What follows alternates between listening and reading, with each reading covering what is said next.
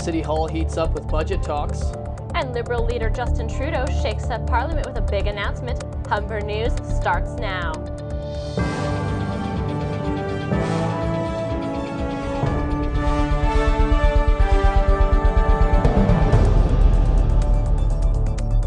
Hello, it's Wednesday, January 29th. Welcome to Humber News, coming to you from the Broadcast Center here at the North Campus.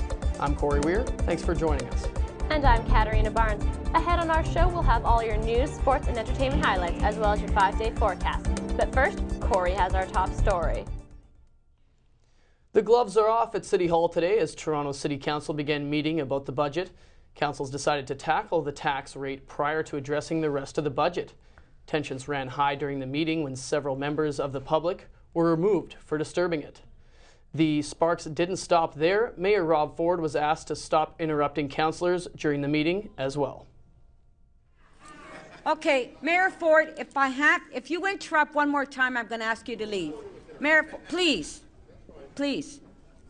Council's expected to vote on the budget by Thursday.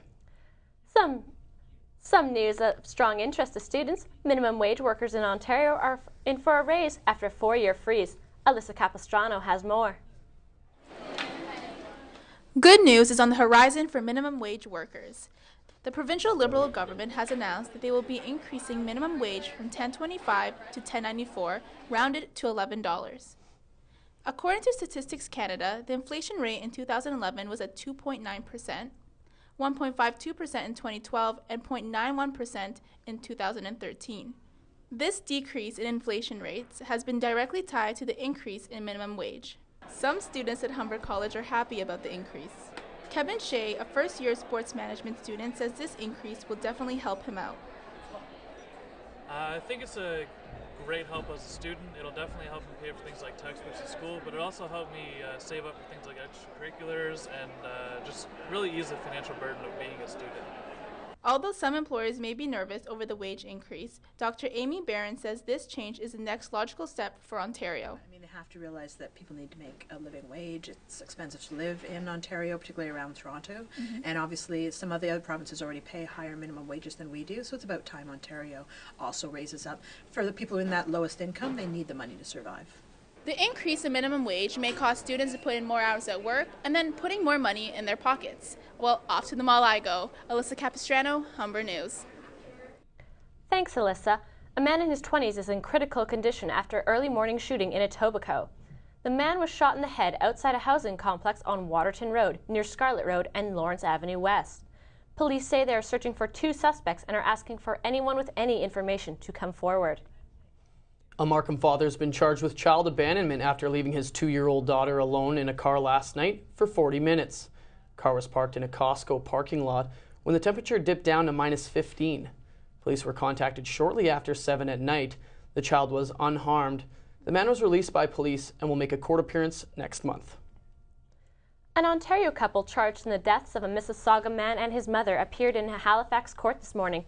The woman and her common-law husband have been remanded to a Halifax jail and could be sent back to Ontario within the next 6 days. 41-year-old Caleb Harrison, the ex-husband of the woman charged, was found dead last August in the Mississauga home. It's the same home where his mother, Bridget Harrison, was killed in 2010.